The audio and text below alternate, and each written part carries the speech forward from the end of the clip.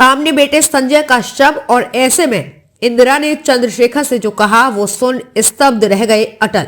पूर्व प्रधानमंत्री अटल बिहारी वाजपेयी पूर्व पीएम इंदिरा गांधी की हिम्मत हमेशा दाद दिया करते थे। हालांकि इंदिरा के आपातकाल लगाने के फैसले के वो कटु आलोचक भी रहे थे।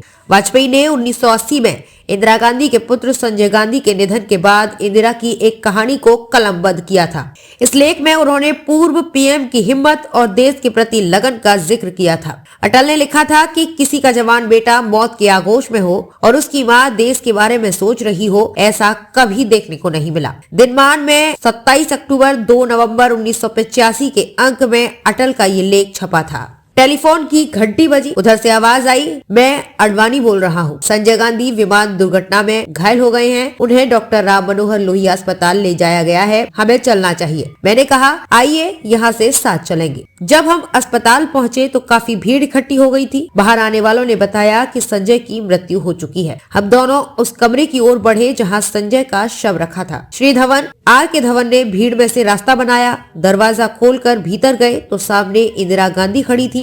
उनकी आंखों पर काला चश्मा चढ़ा था। मैंने उनसे कहा कि इस समय आपको बड़ी हिम्मत से काम लेना है। उन्होंने मुंह से तो कुछ नहीं कहा, किंतु चश्मे के भीतर से मुझे कुछ ऐसी नजर से देखा कि मैं एक क्षण के लिए सिकुड़ गया। मुझे लगा कि वे बिना कहे ये कह रही है कि हिम्मत तो मुझे घुट्टी में मिली है, आप मुझे हिम्मत का उपदेश देने वाले कौन होते हैं। बाहर निकले तो चंद्रशेखर जी मुलाकात हो गई।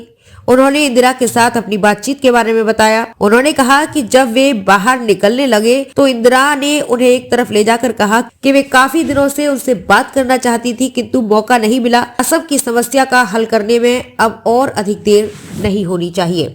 चंद्रशेखर की बात सुनकर मैं विचार में डूब गया। जिस बेटे ने मुसीबत में साथ दिया, जिसने 1977 की पराजय को विजय में बदलने के लिए सब कुछ किया, जिस पर भविष्य की आशाएं लगी थी, वो भरी जवानी में एक विमान दुर्घटना में संसार से उठ गया।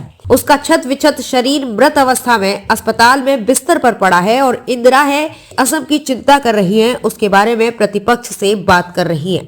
मैं सोचने लगा कि आखिर इंदिरा जी है क्या, उनका वास्तविक रूप क्या है। वे मानवी है या देवी या पाषाणी या मात्र राजनेत्री, सिर्फ एक राजनेत्री।